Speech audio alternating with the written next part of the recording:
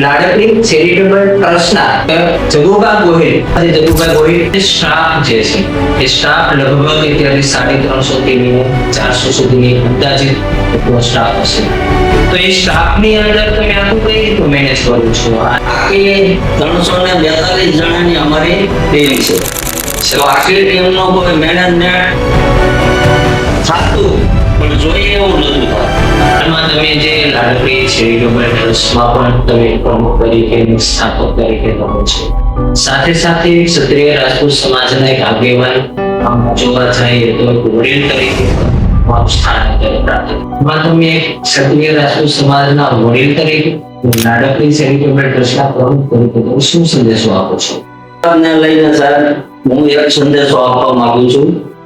જોઈ ભણ્યા સિવાય કોઈ વસ્તુ આ દુનિયામાં નથી. એટલા માટે ક્ષત્રિય સમાજના તમામ બાળકોને હું વંદન કરું છું કે આપણે ભણવું જોઈએ. પણ આપણા મા બાપ ની પરિસ્થિતિ શું છે ને આપણા મા બાપ કઈ રીતે આપણને રાખે છે એ રીતે આપણે રહેવું જોઈએ.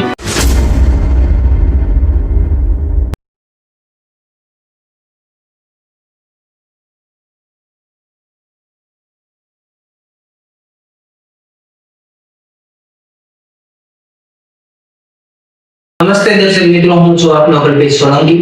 આજના પોડકાસ્ટની અંદર આપણે એવા વ્યક્તિઓને લઈને આવી રહ્યા છીએ જેની અંદર સુરત શહેરમાં નહીં પણ ગુજરાત રાજ્યની અંદર ખરેખર જો સારામાં સારી સેવાકીય સંસ્થા ચલાવતા હોય, સેવાકીય ટ્રસ્ટ ચલાવતા હોય, અને એટલું જ નહીં, સુરત જિલ્લાની અંદર કોઈ પણ ટ્રસ્ટ દ્વારા અથવા કોઈ પણ સંસ્થા દ્વારા જો કોઈ દીકરા અને દીકરીઓના જો સમૂહ લગ્ન હોય અથવા કોઈ સામાજિક કોઈ પણ પ્રસંગો હોય તો એમાં નિસ્વાર્થ ભાવે જે એક કામગીરી પ્રત્યે એક ભાગરૂપે, એક સેવાના ભાગરૂપે જો આપણા સુરત જિલ્લાના કોઈ પણ એમાં શહેરી વિસ્તાર હોય કે ગ્રામીણ વિસ્તાર હોય એની અંદર કોઈ પણ સેવાઓ ભાગ ભજવવા માટે ઘણા બધા લોકો સહમત થઈ એક ટીમ વર્ક દ્વારા એટલે કે સેવાઓ આપતા હોય છે.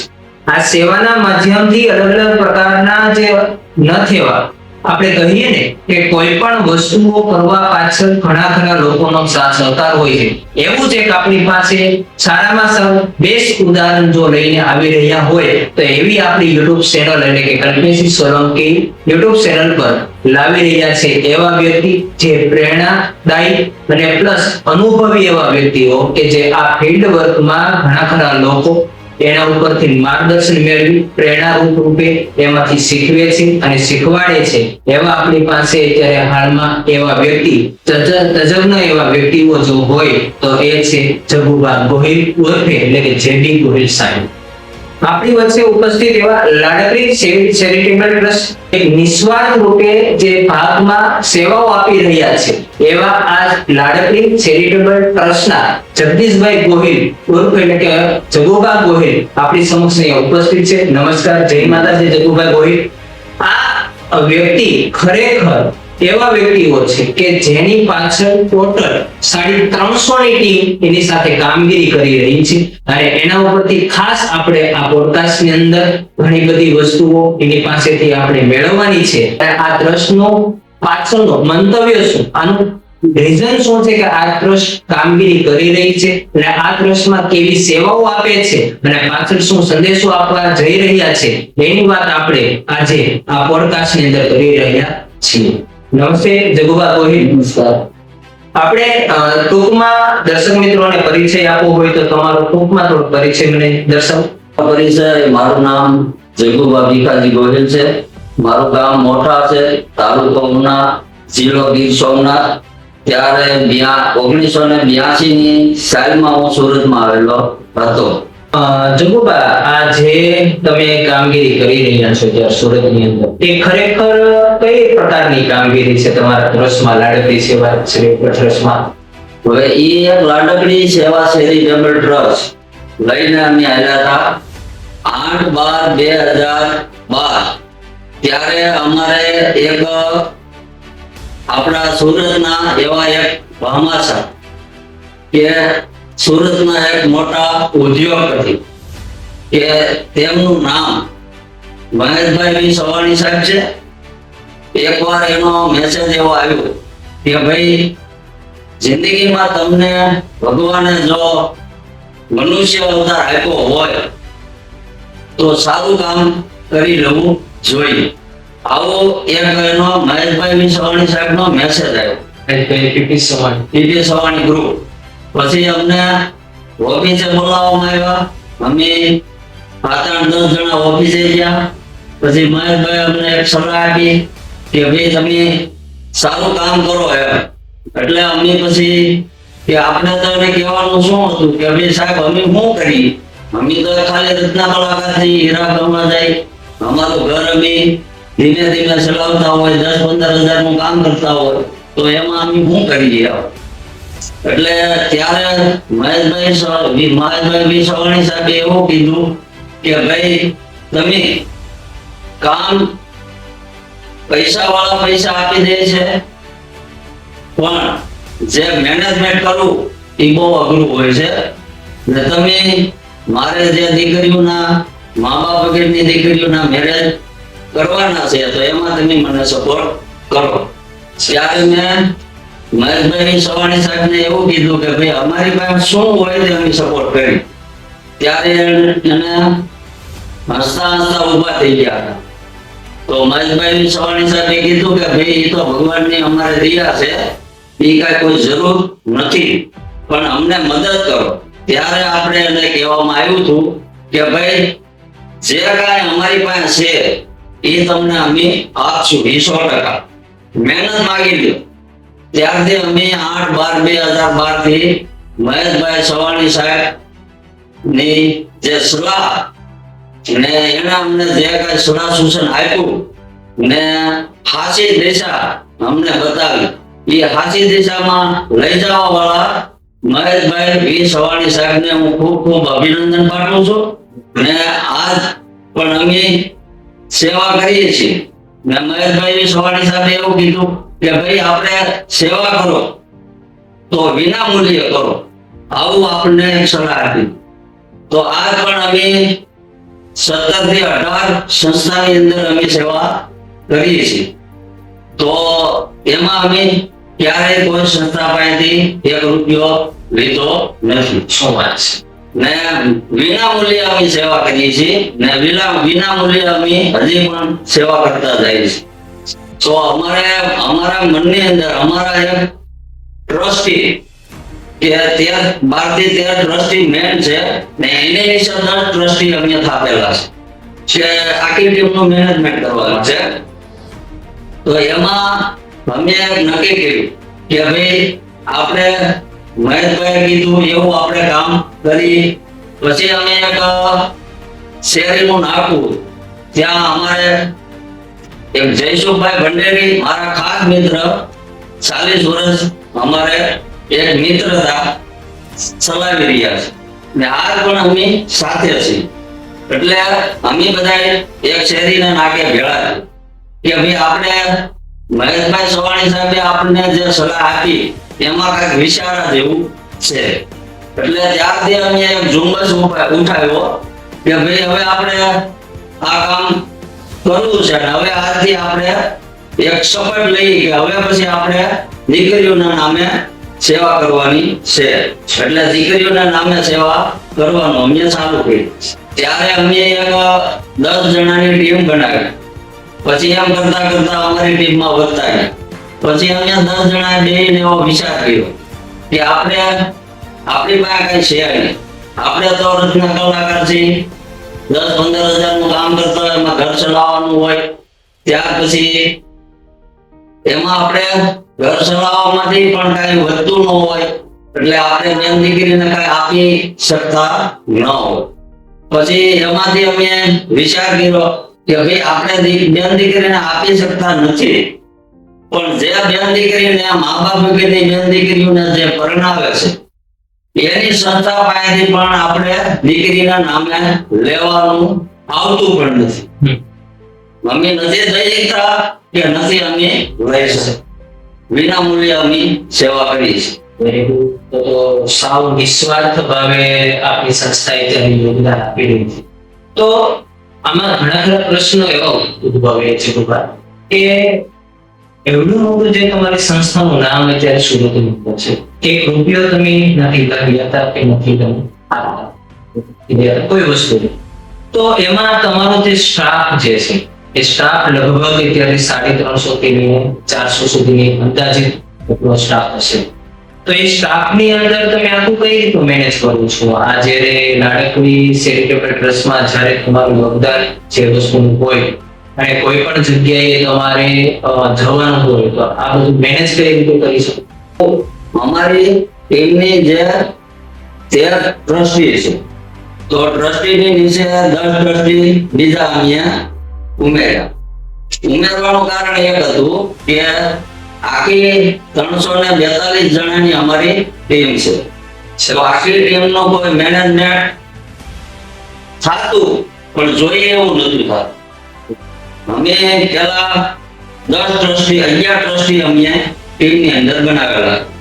ત્યારબાદ અમે મેનેજમેન્ટ કમ્પ્લીટ હાલતું હતું, પછી થોડુંક આમ તેમ થયું એટલે અમે એવું વિચાર્યું કે ભાઈ હવે આપણે ટ્રસ્ટીની અંદર ટ્રસ્ટી બનાવો. એટલે 10 ટ્રસ્ટી બીજા અમે ઉમેર્યા.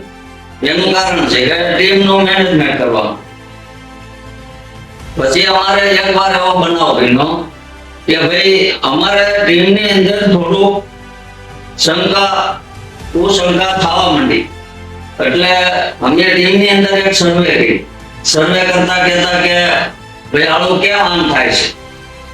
પછી અમે મહેશભાઈ સવાણી સાહેબ પાસે ગયા. ત્યાં જઈને અમે વાત કરી કે ભાઈ અમારી ટીમની અંદર સ્વયંસેવકો અટકે છે, તો કયા કારણે અટકે છે? તો એના માટે સાહેબ અમે તમારી પાસે આવ્યા છીએ. ત્યારે મહેશભાઈ સવાણી સાહેબે એવું કીધું કે ભાઈ તમે એક નાનો એવો પ્રોગ્રામ કરો. એટલે અમે એક નાનો એવો પ્રોગ્રામ કહેતા કે લાડકડી સેવા ચેરિટેબલ ટ્રસ્ટના પરિવાર સાથે અમે એક સ્નેહ મિલન કર્યું. સ્નેહ મિલન કરતા કે મહેશભાઈ સવાણી સાહેબને મળ્યા. ત્યાં અમે એને એક ચર્ચાનો વિષય લીધો કે ભાઈ અમારા સ્વયંસેવકના પરિવારના બાળ બચ્ચા મા બાપ થી માંડી ને બૈરાથી માંડીને તમામ સ્નેહ મિલનમાં આવવાના છે. તો તમે એમાં એવું કઈક પ્રવચન કરો કે અમારા પરિવારના કોઈ અમને અટકાવી નહીં.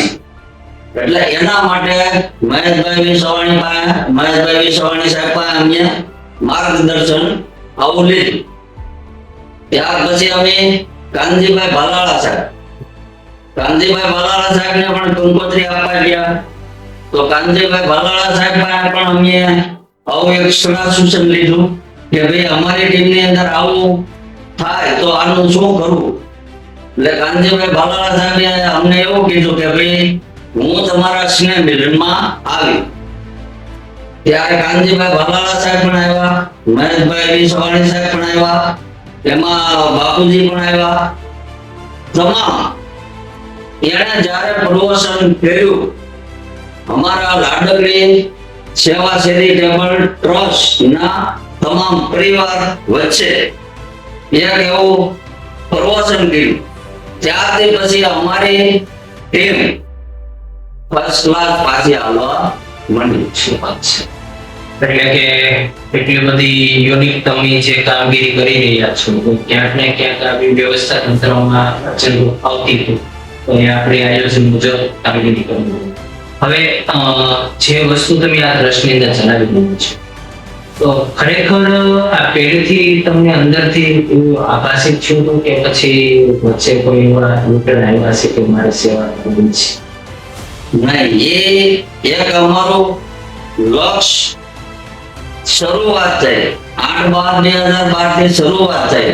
ત્યારે મહેશભાઈ સવાણી સાહેબના સલાહ સૂચન ઉપર અમે આયોજન શરૂ કર્યું. પછી અમે એવા 10-15 મિત્ર ભેળા થયા. પછી એના વિશે ચર્ચા કરી કે ભાઈ આપણે એક સમજી લ્યો કે આપણે 15 જણા અમે ભેળા છે, તો 15 જણામાં એક મિત્ર તો એવો હોય જ કે આપણે એને કહીએ કે ભાઈ આપણે લાડકડી સેવા ચેરિટેબલ ટ્રસ્ટમાં સેવા કરવા માટે એક વ્યક્તિ લાવવાના છે. એટલે અમે 15 માંથી 30 થયા. પછી 30 માંથી 60 થયા. 60 માંથી 120 છે. આવી રીતે અમે એક સ્વયંસેવક ને કહેવામાં આવે કે ભાઈ એક સ્વયંસેવક તમારે વધારવાના છે. એટલે આ રીતે અમારી ટીમ મોટી થતી ગઈ. તો આપની જે નાનકડી ચેરિટેબલ જે ટ્રસ્ટ ચલાવો છો એ કેવા પ્રકારની સેવાઓ તમે કરો છો? તો એમાં તમે યથાવત રીતે નિસ્વાર્થ ભાવે તમે યોગદાન આપો છો, તો એમાં કેવી તમે સેવાઓ કરો છો? કહેતા કે કોઈ પણ આજે 18 સંસ્થા છે, તો 18 સંસ્થાની અંદર અમે જેવું અમને કામ આપે કે અમારું મેન કામ તો અમારું એક પાર્કિંગ વિભાગ, કે રોડ સંભાળવો, કે કોઈ 4 વ્હીલ પાર્કિંગ હોય, કે કોઈ 2 વ્હીલ પાર્કિંગ હોય, કે કોઈ પણ વીઆઈપી પાર્કિંગ હોય, કે કોઈ પણ વીવીઆઈપી પાર્કિંગ હોય, એમાં અમારી ટીમ સક્રિય છે. કે આજે 16 વર્ષથી અમે મેન કામ અમારું પાર્કિંગ ને રોડ સંભાળવા, કે ક્યાંય ટ્રાફિક થવા નહીં દેવાની, વ્યવસ્થિત ગાડીનું પાર્કિંગ કરવાનું, એમાં પછી 2 વ્હીલનું વ્યવસ્થિત પાર્કિંગ કરવાનું કે કોઈની ગાડીમાં નુકસાન ન થાય, ને વ્યવસ્થિત 5 મિનિટમાં ગાડી કાઢવી હોય તો 5 મિનિટમાં નીકળે, ને કલાકે કાઢવી હોય તો કલાકે નીકળે. આ મેન અમારો આ વિષય છે. તો હાલમાં અત્યારે આ સેવાઓ જે તમે ફરજ બજાવી રહ્યા છો, તો આવનારા સમયમાં કોઈ યુનિક વસ્તુ તમે આયોજન આ સંસ્થામાં કરવાના છો કે ત્યારે હાલમાં જે રીતે ચાલે છે એ રીતે બનાવો? બસ આ તો અમે તો ભગવાન પાસે પ્રાર્થના કરીએ છીએ કે અમારી ટીમમાં ક્યાંય આડાવડું કોઈ વિઘ્ન ન આવે એવી અમે પ્રાર્થના કરીએ છીએ. ને અમારી ટીમ જે અત્યારે હાલે છે એ રીતે હાલ્યા કરે, ને કાંઈ પણ એવા વિષય આવતા હોય પણ એને અમે ટાળી દેતા હોય કે ભાઈ આ વિષય આપણી ટીમની અંદર નહીં લાવવો જોઈએ, કે ભાઈ હવે આપણે કાંઈ પણ મોટું સેવા આવી છે તો એને લઈ લેવી જોઈએ. ને અમે આપણે જે મહેશભાઈ સવાણી સાહેબ, પીપી સવાણી ગ્રુપ, આજે 16 વર્ષથી અમે એનામાં સેવા કરતા. ત્યાર પછી અમારે એવી એક સંસ્થા આવી કે ભાઈ વીર બજરંગ સેવા ચેરિટેબલ ટ્રસ્ટ, એમાં અમે 10 વર્ષ સેવા કરી.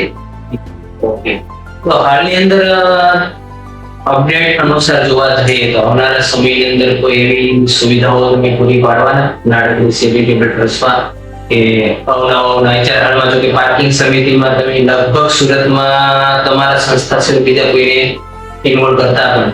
હા, ઓકે સર. તમે તમારી સંસ્થા ઇન્વોલ્વ કરે છે, તો હાલમાં તમારું એવું કોઈ મેનેજમેન્ટ ખરું કે પાર્કિંગ સમિતિ સાથે સાથે બીજી કોઈ અન્ય સમિતિ અથવા શિક્ષણ વિભાગ કે અંદર એજ્યુકેશનમાં કે બીજા કોઈ વિભાગની અંદર તમે પ્રવેશવા સંકળાવા જઈ રહ્યા છો?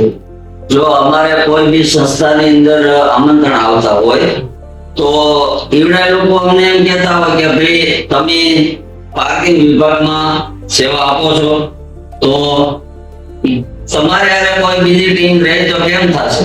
ત્યારે અમે સામેની સંસ્થાને એકવાર એવું કહી દઈએ કે આ અમારું જે મેનેજમેન્ટ છે ને અમારી જે સેવા છે, અમારે હારે બીજી કોઈ સંસ્થાનો માણસ હોવો ન જોઈએ.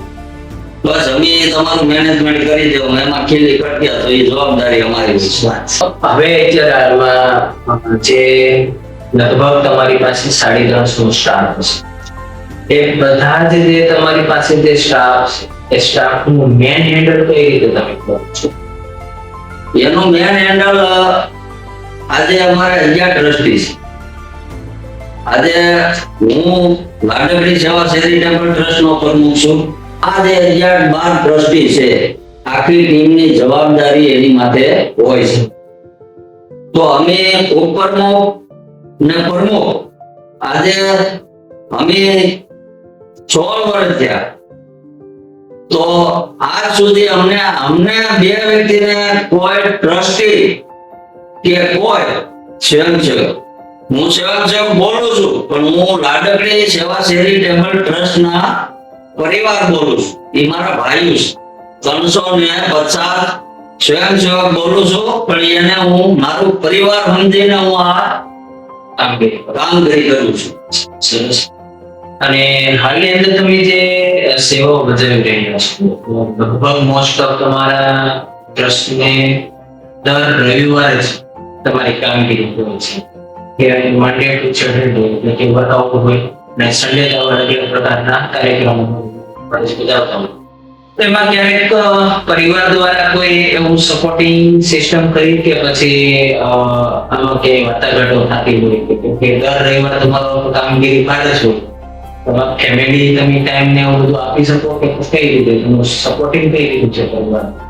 તો હવે એ વાતને લઈને સાહેબ હું એવું કહેવા માંગુ છું કે દર રવિવારે અમારે તુલસી લગ્ન શરૂ થાય ને અમારી સેવા ચાલુ થાય.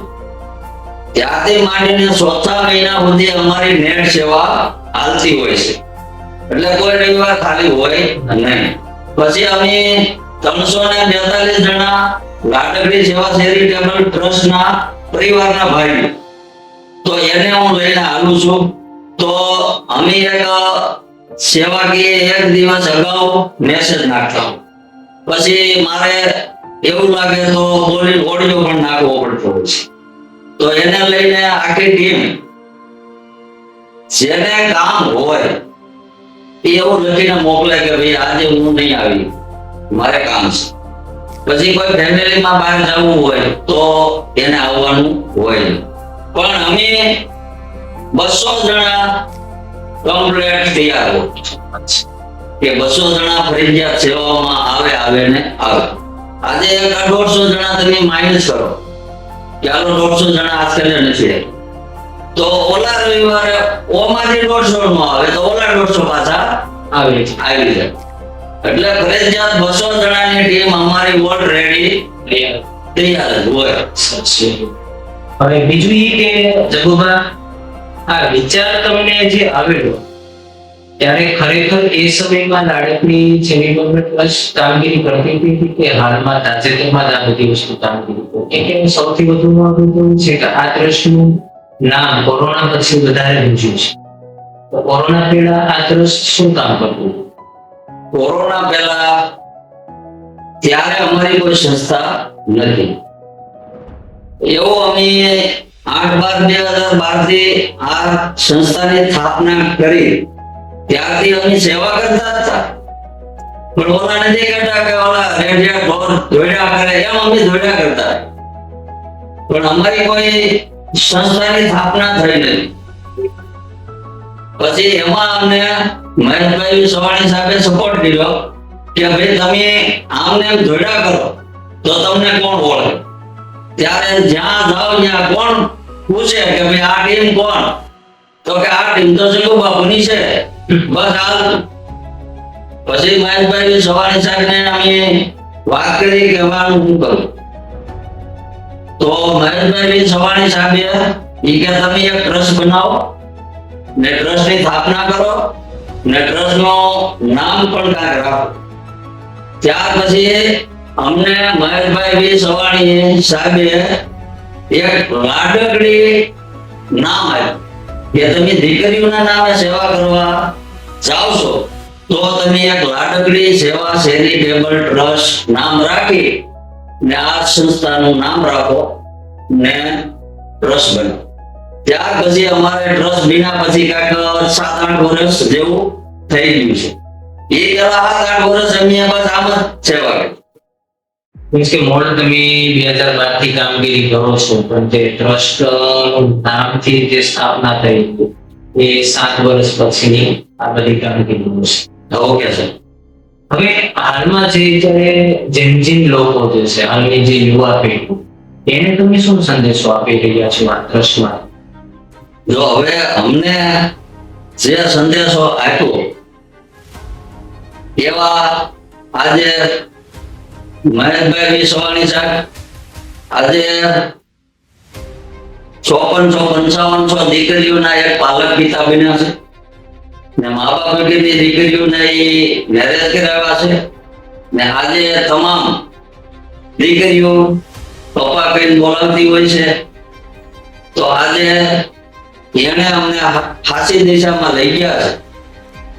તો હવે પછી અમે સાચી દિશામાં હાલશું, એમાં અમે પાછા પડશું નહીં.